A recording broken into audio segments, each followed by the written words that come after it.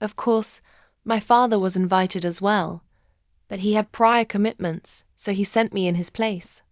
I did hesitate for a bit. Wasn't sure if I really wanted to come alone. But, well, here I am.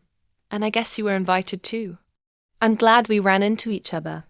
We can exchange greetings, Mewika said, her voice measured. But it wouldn't be a good idea to be seen together too much in an event like this. Who's going to turn it into gossip?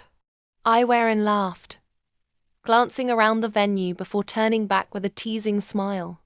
But I get it. We should just greet each other like distant allies, make it look polite but superficial. And you probably don't even want to be near me. If you had the choice, you'd rather keep your distance, wouldn't you? Mewika started to object but stopped mid-sentence, her attention suddenly caught by someone moving through the crowd.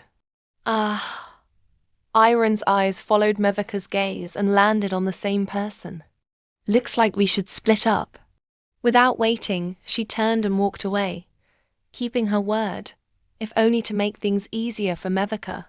Mewika watched her go, feeling an impulse to follow for reasons she couldn't quite explain. Deep down, she didn't really want Aiwarin to leave. But just as she hesitated, she caught someone else looking her way. That was enough to snap her out of it. She quickly turned her head in another direction, though not fast enough. The man she had just noticed was already walking toward her. A woman had been trailing behind him, but at his subtle glance, she stopped and returned to a group of people chatting nearby. I didn't expect to see you here. Ratchin greeted her with a polite smile. Good evening, Miss Mewika. We meet again. Good evening. Mewika remembered his name well, especially since Aiwarin had warned her about him. That only made the name stick even more. Still, she pretended to hesitate slightly. Mr. Ratchin? That's right. I'm glad you remember. His smile deepened. Are you here alone? Oh no, my father is on his way. He should be arriving soon. Oh? Ratchin tilted his head slightly, as if nodding, but then paused briefly before lowering his head again.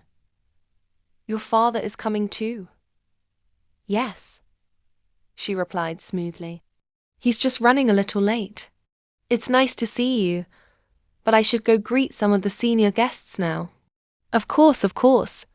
Ratchin nodded, a hint of disappointment in his expression. He had planned to strike up a longer conversation, maybe even make a connection, but hearing that her father was coming changed things. This wasn't the ideal time for that. Just as he considered keeping the conversation going a little longer, Mewika swiftly excused herself. All right then, she said, offering only a brief farewell. She felt relieved that he didn't try to stop her. It was clear how his demeanor had shifted the moment she mentioned her father. Of course, the truth was her father wasn't coming at all.